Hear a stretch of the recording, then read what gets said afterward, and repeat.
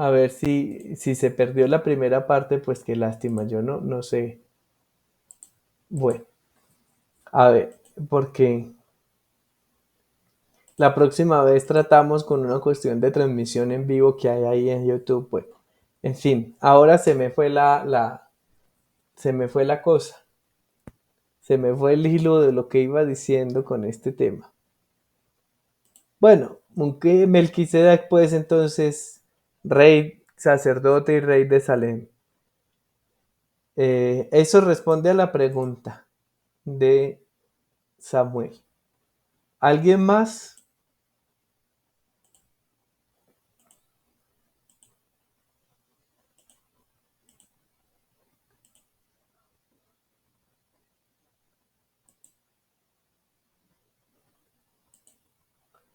Bueno, entonces sigamos.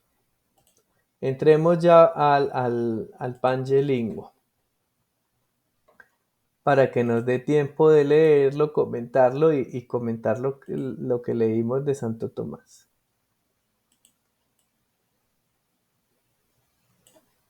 Bueno, el Pangelingua, vamos a ver aquí abajo es la nota, dice, este himno al cuerpo de Cristo comienza con un verso semejante de Venancio Fortunato Pangelingua Gloriosi. Por esta invitación, sin duda consciente, mantenemos el mismo esquema métrico. Bueno, ya ustedes ven ahí la cuestión técnica. Es decir, Santo Tomás mm, compuso este himno, pero basándose en la melodía que ya y en el esquema que ya había de otro himno famoso en su época, pero ahora el de Santo Tomás es mucho más famoso. Pero el del autor que aparece ahí, eh, Venancio Fortunato, pues no trata sobre el cuerpo de Cristo. Y hay varios himnos que que empiezan con ese inicio, Pange Lingua Gloriosi, del canta lengua, algo glorioso. El de Fortunato, veámoslo aquí, dice que es el número 26.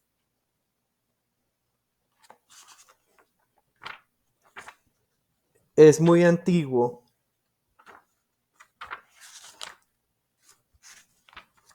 del siglo sexto a séptimo. Venancio Fortunato vivió entre el 530 y el 600, dice, y habla sobre canta lengua el combate de la gloriosa lid y di el resonante triunfo relativo al trofeo de la cruz y cómo el Redentor del mundo inmolado resultó vencedor. Entonces es para cantar la muerte y la victoria de Cristo en la cruz, la pasión del Señor y la obra salvadora. Hay otro que es para cantarle a la propia cruz, ¿no? Bueno, entonces este es para cantar al cuerpo de Cristo. Canta lengua el misterio del cuerpo glorioso y de la sangre, de la preciosa sangre que para la redención del mundo el Rey de las Naciones derramó, fruto de vientre generoso. Miren aquí el juego entre precioso y precio. ¿Mm? Aquí en el español se pierde para la redención del mundo, pero es algo así como canta lengua el misterio del cuerpo glorioso y de la preciosa sangre que como precio para la redención del mundo. Es decir, el precio de la redención del mundo es la sangre de Jesús. ¿Por qué?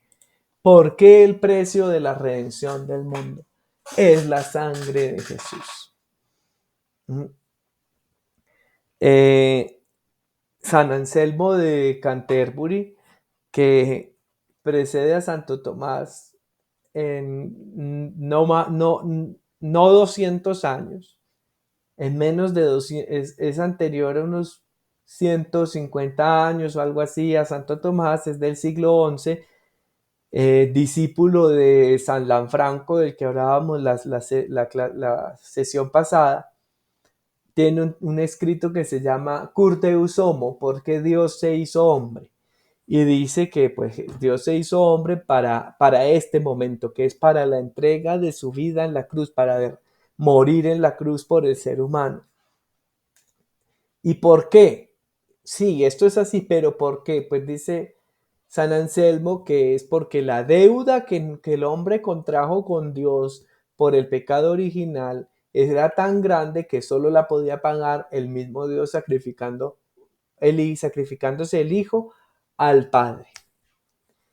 Eh, Esto hay que entenderlo no en esos términos de deuda, tanto sí, como si Dios exigiera un precio para nuestra redención, porque está sediento de sangre, de sacrificios en pago del daño que hicimos. No, sino en que la vida de Dios entregada por nosotros nos da una vida nueva, nos introduce en una vida nueva y nos permite volver al estado caído, a lo que habíamos perdido con el pecado original y tener ser una nueva humanidad.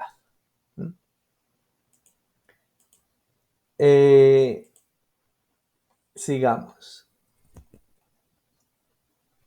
Bueno, el rey de las naciones derramó fruto de vientre generoso. Aquí la mención a María, que es doble.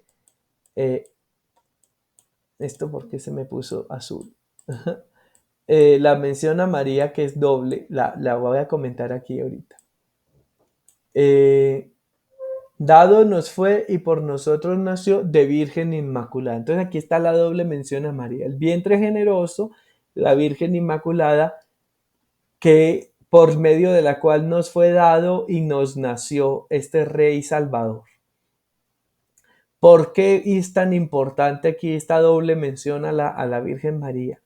Porque como habíamos dicho en la disputa eucarística del siglo IX entre San Pascasio, Ratramno, Godescalco y San Rabano,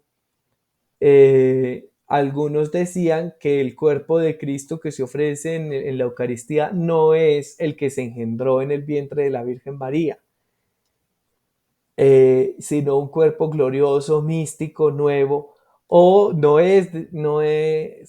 o es un cuerpo ahí creado específicamente solo para la Eucaristía, o no es para nada el cuerpo de Cristo, o no sé qué, pero sacan a María. Y el gran defensor de que es el mismo cuerpo que se engendró, la misma carne que se engendró en el vientre de María, del cual María fue la que dio su carne para que en su carne se engendrara Cristo, es San Pascasio Radberto. Y aquí Santo Tomás lo está machacando, ¿no? Es el cuerpo, pero el que nos nació de la Virgen. Tras vivir en este mundo sembrando la semilla de la palabra. Entonces, mire que la palabra es Cristo mismo. Cristo es la palabra y él se ofrece, pero siembra la palabra. Sparso verbi semine. Aquí está, verbi semine. La semilla de la palabra, del verbo. Y esto es importante, ¿por qué? Porque quiere decir que la obra de Cristo está incoada, está iniciada ya, pero como en semilla, no completa, sino que debe seguir continuándose. Él mismo es la palabra y él mismo vino a dejar semillas de sí mismo en el mundo. Concluyó su estancia aquí con esta admirable institución, con este sacramento. La noche de la última cena, sentado con sus hermanos a la mesa, seguida con rigor la norma sobre los alimentos permitidos. Entonces, la hermandad de Jesús con los apóstoles, recuerden que había que reunirse en familia para comer el sacrificio pascual judío. Bueno, la familia de Jesús es la iglesia, sus apóstoles, nosotros. Seguida con rigor la norma sobre los alimentos permitidos. En latín dice, observata lege plene, observada en plenitud la ley, civis in legalibus, los alimentos legales, que dice la ley. porque Jesús dijo que él no vino a abolir la ley, sino a llevarla a su plenitud. Entonces este es el principio interpretativo del Antiguo Testamento que les comentaba ahora. No es que el Antiguo Testamento quede suprimido, como hacen algunos protestantes que no leen el Antiguo Testamento, sino solo el Nuevo. Ustedes de pronto conocen esos libritos del Nuevo Testamento que dice de los Gedeones o Biblia de los Gedeones o no sé qué. Pues esos son unos protestantes que abandonan el Antiguo. Y Jesús no rechaza. El Antiguo sirve como prefiguración para poder interpretar y conocer y profundizar en la enseñanza del nuevo. Entonces Jesús cumple la ley antigua porque Jesús no vino a suprimirla, sino a llevarla a su plenitud, porque lo antiguo es figura y Cristo es ya la presencia. El alimento a los 12, Dios se dio con sus propias manos, ¿no? Entonces, esta figura muy bella de darse con sus propias manos, ¿no? Como Él se hace pan y luego da ese pan con sus propias manos, no como si Él nos diera de su carne, repartiéndose a sí mismo. Luego, esta parte es la más bella. El verbo con su palabra, el pan trocó en carne verdadera. Veámoslo aquí. Verbo caro, verbum caro, panem vero, verbum caro, panem verum, verbo carnem efficit. El verbo carne, el verbo en carne, verdadera, el pan, hizo con su palabra. El verbo con su palabra, la palabra con su palabra, la palabra con su palabra, el pan convirtió o trocó en carne verdadera. Es la acción eficiente de la palabra. Cristo, que es la palabra de Dios, el verbo que se hizo carne, es decir, se encarnó en el vientre de María. Ese mismo verbo, su carne, ese mismo verbo que se hizo carne, su carne convirtió en pan con su palabra. ¿Ven?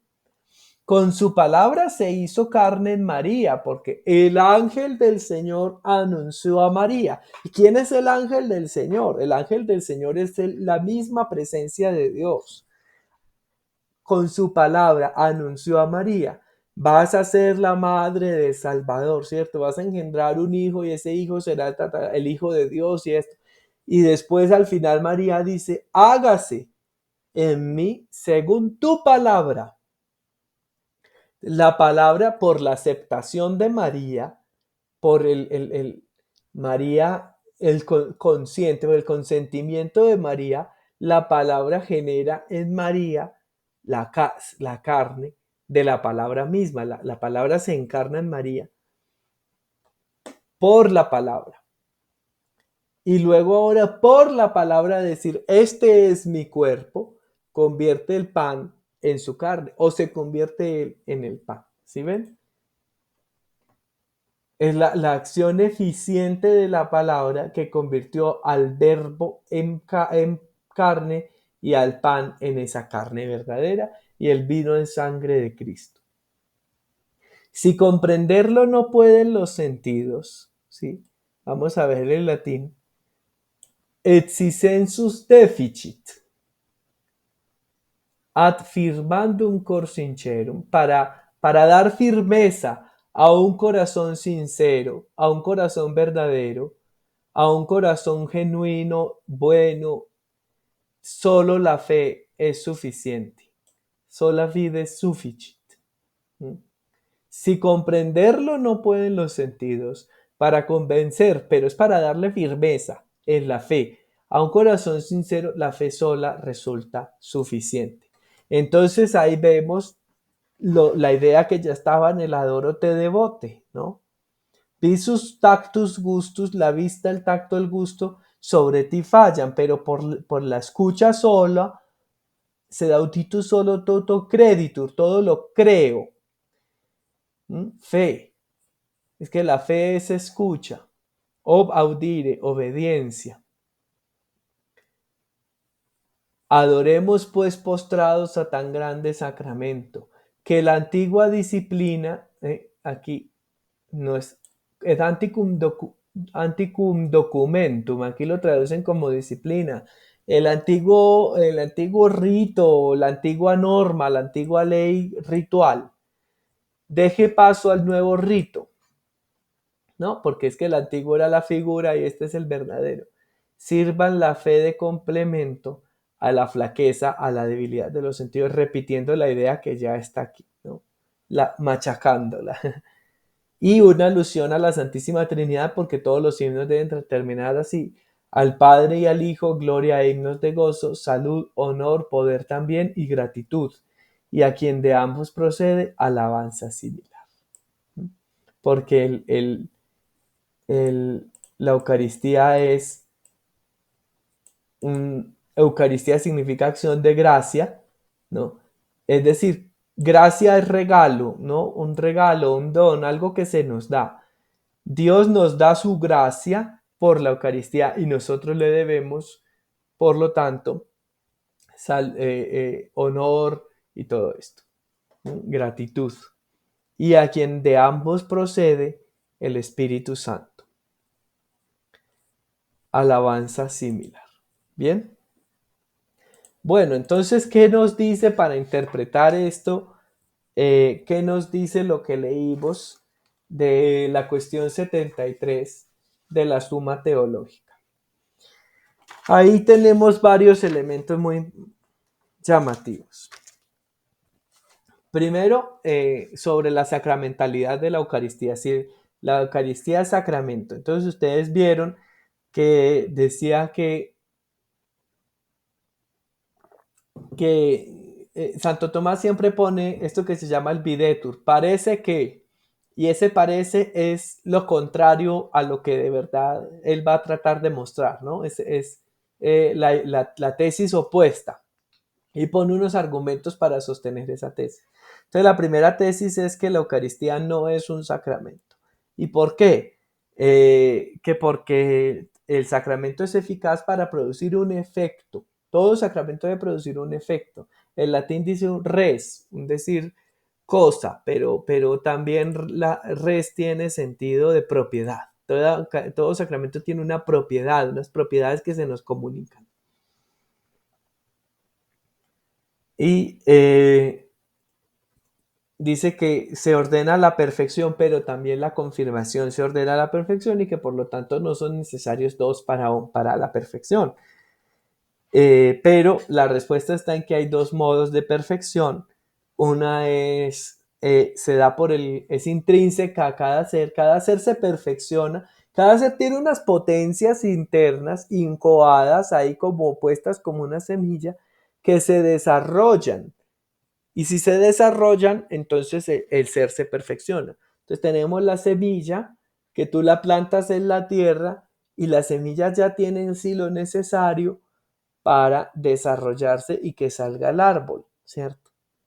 Y si se produce el arbusto a partir de la semilla, que es una de las imágenes que usa Jesús en el Nuevo Testamento, la semilla de mostaza, entonces alcanzó la perfección, si no se produce, fracasó, ¿cierto?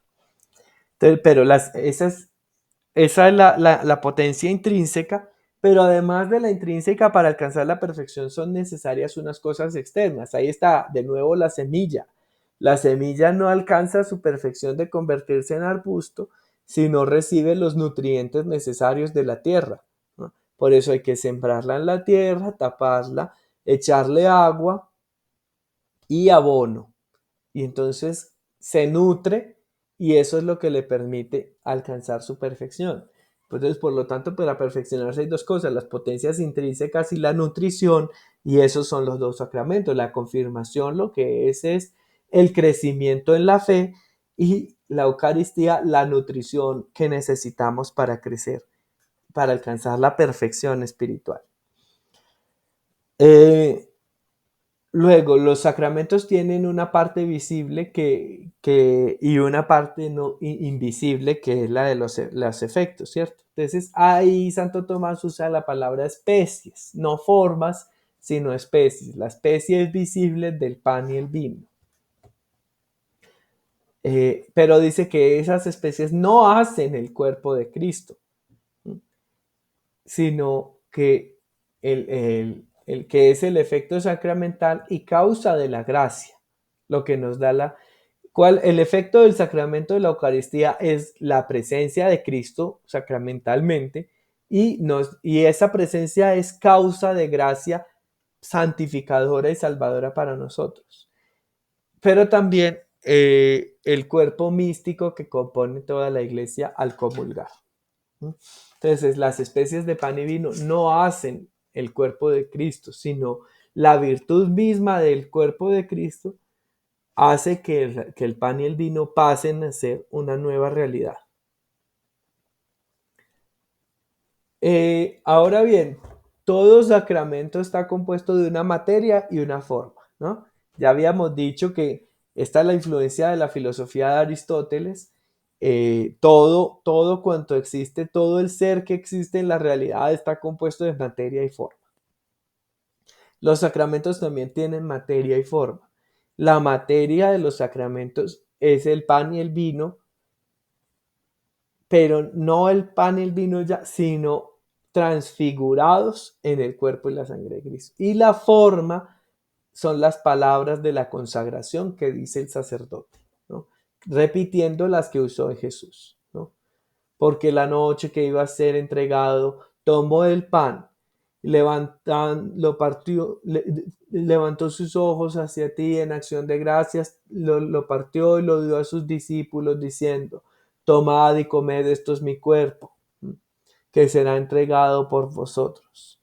Después, acabada la cena, tomó el cáliz, levantándolo, alzó los ojos hacia ti, Padre, y lo dio a sus discípulos, diciendo, tomad y bebed todos de él, porque este es el cáliz de la salvación, de la alianza nueva y eterna que será derramado por ustedes y por muchos. Haced esto en conmemoración mía. Esas palabras son la forma, la causa formal del sacramento, lo que le da forma y de lo cual el sacramento depende. Bien. Ahora, también hablaba de dos formas en que los sagrados están los sacramentos, una forma absoluta y una relativa. En todos los demás sacramentos, bautismo, confirmación, confesión, unción, matrimonio, orden sacerdotal, lo sagrado está presente de forma relativa.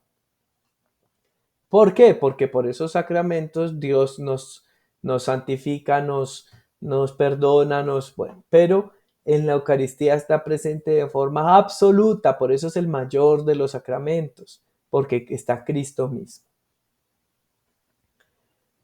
Hay otra diferencia y es que la Eucaristía es a la vez el efecto y la causa del sacramento, ¿cierto?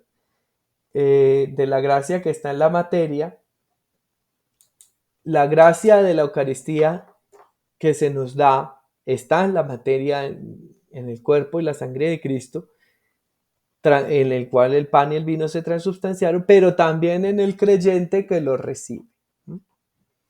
Y establecía Santo Tomás un paralelo de la vida, generación, crecimiento y alimento, que ya vimos, nutrición, ¿no?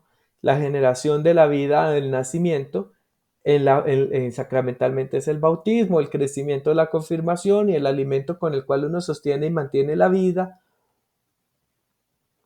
¿Y qué es la vida diaria de uno? Porque ¿qué es la vida diaria? La vida diaria es levantarse, tomar los alimentos necesarios en el día y para poder tener energía y llevar a cabo las labores del día. ¿No? Pues eso es la Eucaristía. La Eucaristía es la vida del cristiano, su vida diaria. Bueno, en el artículo 2 entonces se detiene a pensar en la unidad del sacramento. Ahí hay unas minucias sobre que si el pan y el vino entonces son dos sacramentos porque se consagra el uno y el otro, pero esto no es tanto lo que nos interesa, sino que en el sed contra, en la respuesta, en el que dice, pero en cambio, ¿cierto?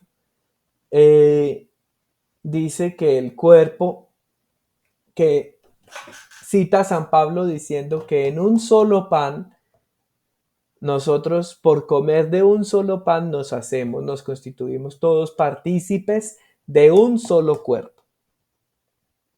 Ustedes ven que a pesar de que sean muchas las hostias, todas son un solo cuerpo, el cuerpo de Cristo. No son partes del cuerpo de Cristo, como si a uno le dieran el dedo de Cristo y a otro el riñón de Cristo o el hígado de Cristo, qué sé yo, no, sino que en cada parte está la totalidad. El todo está contenido en la parte y al comulgarlo tú que recibes la parte, te haces partícipe del todo. Entonces el todo contenido en la parte está en ti y ahora tú que eres parte, te vuelves parte del todo. Entonces el todo contenido en la parte hace que la parte se contenga en el todo. Entonces al participar todos de un solo cuerpo, de un solo pan, que es el cuerpo de Cristo, nos volvemos todos nosotros un solo cuerpo, el cuerpo místico de Cristo. Entonces tenemos el cuerpo sacramental de Cristo, que es la Eucaristía, el pan que se te da en la Eucaristía transubstanciado. Y por ese pan componemos el cuerpo místico de Cristo. Entonces tenemos el cuerpo sacramental y el cuerpo místico. Y el cuerpo místico es la iglesia. Y eso es lo que significa comunión, que nos unimos todos en uno solo que es Cristo. Y ahí hay una noción muy importante que viene de la metafísica, que es la participación. Viene desde Platón y de Aristóteles, y Santo Tomás la usa, y la pregunta original era, ¿qué tienen en común los seres con el ser? ¿No? ¿O cómo es posible que cada ser humano, Julián, Aldemar, Carlos, Gabriela, Andrés, Natalí, Samuel, Juan Pablo, Juan Esteban, cada ser humano es un ser humano, pero a la vez está lo que llamamos el ser humano o el hombre o la humanidad, ¿cierto? Esto es todo lo que en la Edad Media se va a llamar el problema de los universales y de ahí va a salir el nominalismo y esto tiene una historia muy, muy larga y muy fuerte y de ahí van a salir muchas disputas que van a terminar llevando incluso al ateísmo, al relativismo, etcétera. Pero la gran pregunta es cómo cada hombre puede ser hombre, parte de la humanidad. ¿Cómo es que hay el hombre y yo que soy un hombre? La respuesta de Santo Tomás es la analogía. Es por analogía, no por universidad ni equivocidad. Y donde Santo Tomás se juega eso es en la relación entre Dios y las criaturas, ¿no? Cómo es que Dios es el sumo ser, el ser, y nosotros también somos seres. Somos seres, somos en el mismo sentido en que Dios es univocidad, o somos en un sentido completamente distinto, nosotros somos un modo de ser y Dios es otro ser completamente equivocidad, o hay uno que es el ser y a partir de ese el ser está el sumo ser que es Dios, que es el primer ser y el verdadero ser, y a partir de su ser nuestro ser, que es la analogía, ¿no? Y así como la salud, como está la salud y está lo saludable, la medicina es saludable, hacer ejercicio es saludable, la dieta es saludable, el alimento es saludable, el médico da salud, las inyecciones dan salud. Asimismo está el ser y los seres, está Dios y estamos nosotros. Y asimismo está Cristo y el cuerpo de Cristo y nosotros que nos unimos en el cuerpo de Cristo. Y esto es la participación. Aquí estoy yo dando una cosa muy superficial sobre esa noción metafísica de la participación. Quien quiera ver más de eso, vaya a la cuestión de los nombres divinos, a las cuestiones 12 y 13 de la primera parte de la Suma Teológica, o directamente pues a la Metafísica de Aristóteles, libro quinto creo, y bueno, y al libro décimo de la República de Platón, etc. Aquí de pronto hay algún filósofo que pues ya conozca más de esto de la participación. Pero entonces mire que aquí ya para hablar de la Eucaristía entra una noción metafísica fundamental. Y es la que permite que se comprenda que nosotros participamos, nos hacemos parte de un solo cuerpo, del cuerpo de Cristo.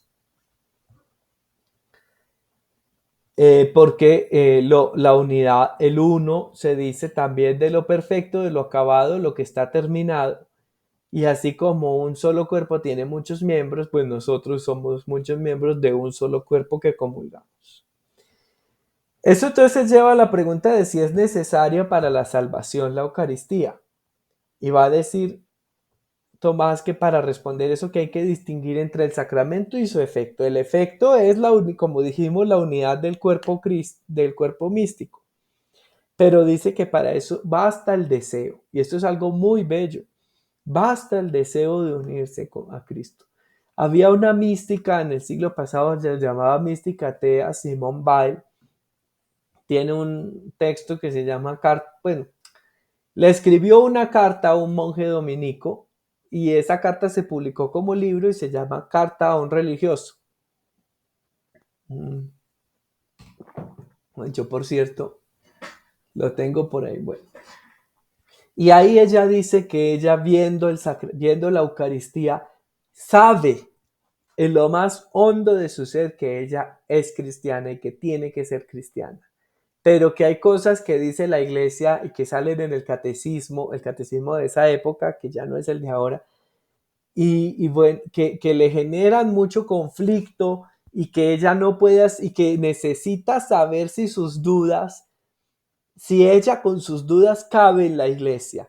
Y le expresa todas sus dudas a ese monje dominico en una bellísima carta, punto por punto, diciendo, yo espero que esto no se contradiga con la doctrina de la iglesia, pero lo fundamental aquí es el deseo que ella experimentaba, el anhelo que experimentaba al ver la Eucaristía. Eso es con ese deseo, dice Santo Tomás, le basta a ella para la salvación. Ahora, no puede haber negligencia en el deseo. De decir, yo deseo la Eucaristía, pero no voy a misa. Entonces no la deseas, ¿no?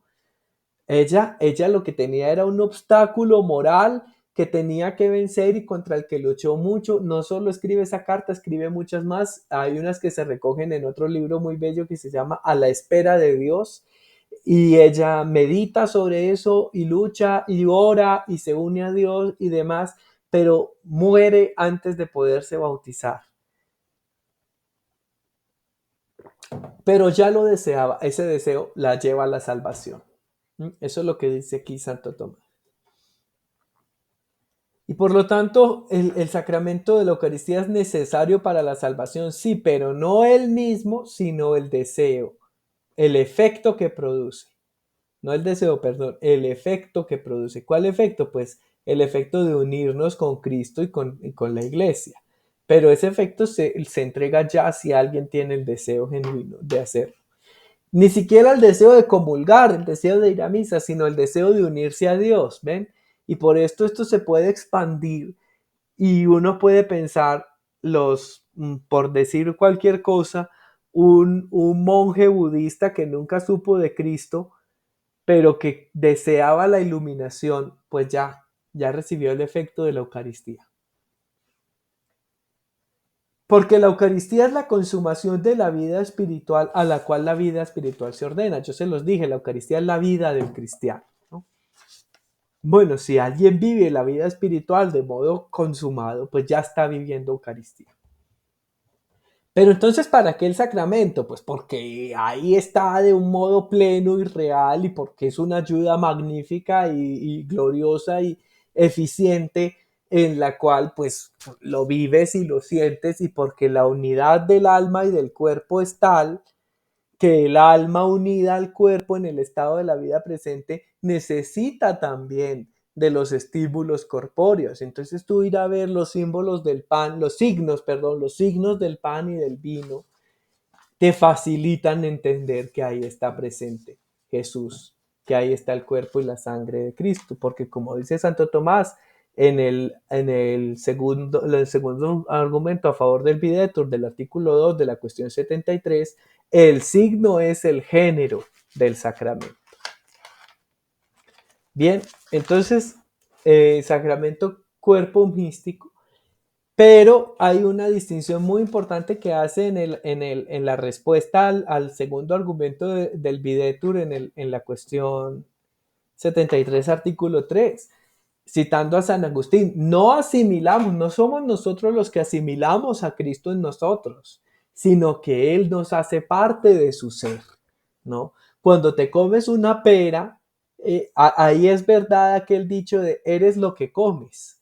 Cuando te comes una pera, te alimentas de la pera, te nutres, recibes sus nutrientes, la asimilas en tu cuerpo, desechas lo que no sirve y ahora parte de la pera ya está, es parte de tu ser, hace parte de tu sangre, de tus células, de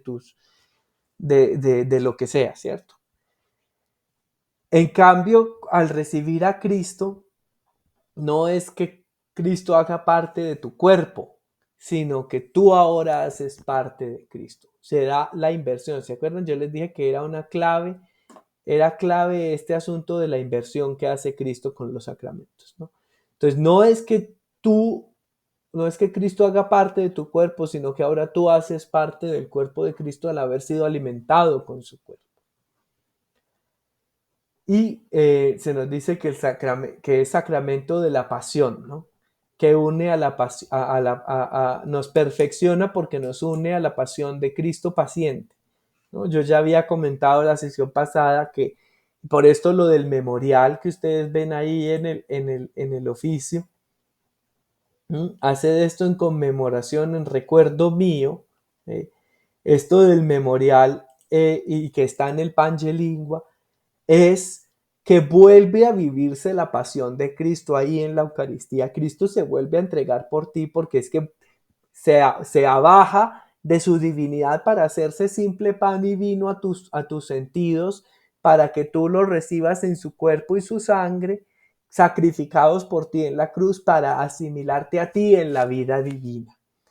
Pero así te haces tú también partícipe de la pasión y de la entrega de Cristo, y por eso es sacramento de caridad, sacramento del amor. Porque es que si el sacramento de la fe es el bautismo, la fe es necesaria para la caridad. Ahora, la caridad es la perfección. Dice San Pablo que en la vida eterna ya no va a haber fe y esperanza, ya no son necesarias. ¿Qué es la fe? Creer que existe Dios, creer, no tener seguridad. Cuando ya estés en el cielo no hay fe, no hay creencia, hay seguridad, certeza. Y la esperanza, ¿qué es? Confianza en Dios. Cuando ya estés unido a Él, no tienes que confiar en que vendrá, ya está ahí, ¿sí? Pero lo que permanece es el amor, la caridad. ¿Y qué es la caridad? ¿Qué es el amor? La fuerza que une. Eso es el amor. Es fuerza unitiva. Bueno, pues por la Eucaristía nos unimos a Dios y por eso permanece en la vida eterna, o mejor dicho, la vida eterna es la plenitud de la Eucaristía, o la Eucaristía aquí es una degustación de la vida eterna. Además, Santo Tomás nos dice, pues, en el artículo 4 de la cuestión 73, que este sacramento tiene unos nombres de acuerdo al tiempo pasado, al presente, al futuro, ¿no? Respecto del pasado es conmemoración de la pasión del Señor, como ya dije. Respecto del presente es la unidad de la iglesia. Por eso se llama, entonces respecto del pasado se llama memorial. Respecto al presente, que es la unidad de la iglesia, que no solo la expresa, sino que la realiza metafísicamente ahí, místicamente, por eso se llama comunión, ¿no? O en griego sinaxis.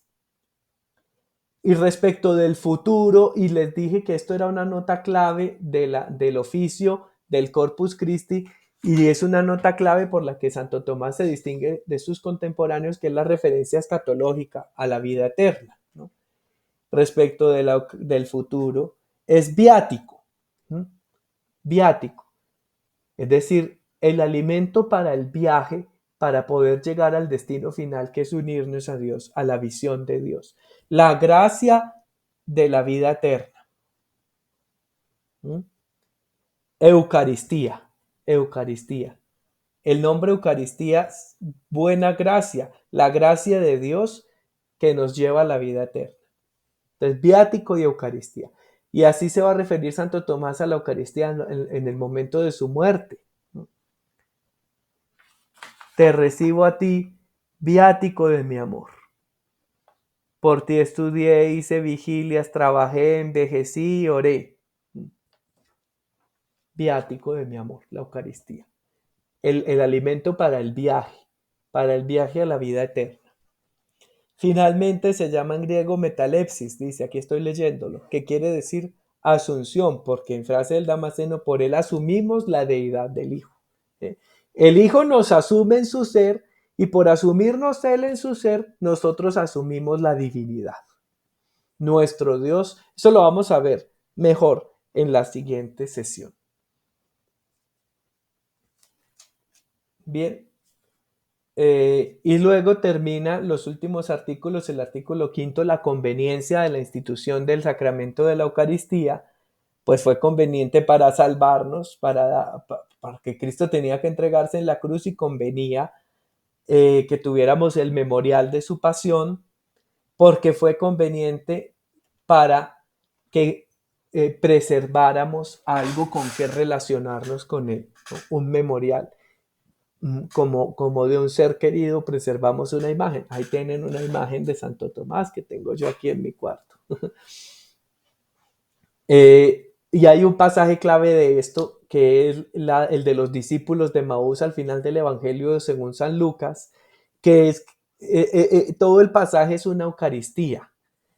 Ellos van tristes y decepcionados por el camino porque murió Jesús, ya es el tercer día y no resucitó, y fueron unas mujeres al sepulcro, pero no lo vieron, y fueron Pedro y Juan y encontraron el sepulcro como dijeron las mujeres, pero a él no lo vieron, y entonces ellos van decepcionados, y Jesús se les pone por el camino, les cuestiona sobre eso y luego les explica toda la escritura referente a lo que debía ser el Mesías. Luego llegan al pueblo de Maús al que estaban yendo los dos discípulos, que son Cleofás y otro, posiblemente su esposa María, la de Cleofás, que la menciona varias veces el Evangelio. Y ellos lo invitan a entrar con él a la casa. Quédate con nosotros, Señor, que la tarde está cayendo. No le dicen Señor, perdón, quédate con nosotros, que la tarde está cayendo, porque ellos no lo han reconocido, no saben que es Jesús, sino un caminante que les habló. Y lo invitan a su casa y le dan pan y vino. Y él toma el pan y el vino y se los reparte diciendo las palabras de la consagración. Y ahí ellos lo reconocen y él se desaparece. Y ellos dicen, ¿acaso no ardía nuestro corazón mientras nos explicaba por el camino la palabra, la ley? Y entonces dice el texto que se levantaron y fueron de regreso a Jerusalén a contar lo que habían vivido y encontraron a los demás reunidos con Pedro diciendo, es verdad, resucitó, se le apareció a Pedro. Y dice, ellos por su parte contaron lo que había sucedido por el camino y cómo lo reconocieron al partir el pan, ¿no? Porque Cristo se quedó ahí se quedó ahí para que lo reconozcamos. Y cuando dice que se desaparece, no es que se desaparezca como un fantasma, sino porque la presencia de Cristo está ahí en la Eucaristía, en el pan y en el vino consagrados que les ofreció él mismo. Son los únicos discípulos que tuvieron 2 Eucaristías con Jesús. Por eso convenía, dice, ¿no?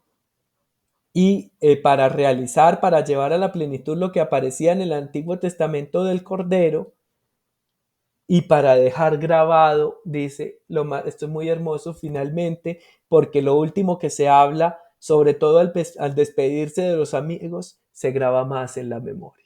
Por eso la noche en que Jesús se despidió de sus amigos, se dio a sí mismo a ellos en la Eucaristía. Y termina el artículo 6 contando pues la figura del Cordero Pascual de la que ya hemos tratado en esta sesión. Terminemos ahora pensando que Cristo ha querido quedarse con nosotros, ha querido darnos ese memorial para grabarse en nuestro corazón, en nuestra memoria, pero para realizar de nuevo esa memoria cada Eucaristía. Este es la doctrina de la iglesia. Esto es lo que expone Santo Tomás. Bien, y esto fue lo que vimos aquí en este oficio. Terminemos leyendo estas dos oraciones, la antífona del Magnificat, tomada de sabiduría y del Salmo y del mismo Magnificat. Oh Señor, cuán dulce es tu espíritu. Santo Tomás va a insistir mucho en esta dulzura. Dice Jean-Pierre Torrel que en el oficio del Corpus se da una maduración en la espiritualidad de Santo Tomás, que empieza a hablar de esta dulzura de la Eucaristía, de la cual no había hablado en otros textos, como el comentario a las sentencias de Pedro Lombardo. Cuán dulce es tu espíritu para que muestres tu dulzura, tu suavidad, ¿no? Con el pan dulcísimo, aquí se insiste, dulzura, dulce, dulcísimo, provisto del cielo, llenando de bienes a los hambrientos y vaciando a los ricos quisquillosos, fastidiosos, dice en latín, ¿no? Eh, divites, fastidiosos divites, ya llenos de divisas, fastidiosos, quisquillosos, es decir, que ya se sienten llenos, no tienen hambre de Cristo, no, porque ya están llenos de riquezas. Dios, que en este sacramento admirable nos has dejado el memorial de tu pasión, concédenos, te suplicamos, que podamos venerar de tal modo los sagrados misterios de tu cuerpo y sangre, que podamos sentir continuamente en nosotros el fruto de tu redención. Y así termina esa es la oración que se va a usar casi siempre al final de cada una de las horas litúrgicas del oficio del Corpus Christi. Bien. Muchas gracias y que tengan una feliz semana. Antes de terminar, si alguno tiene algún comentario final, puede compartirlo en estos minutos.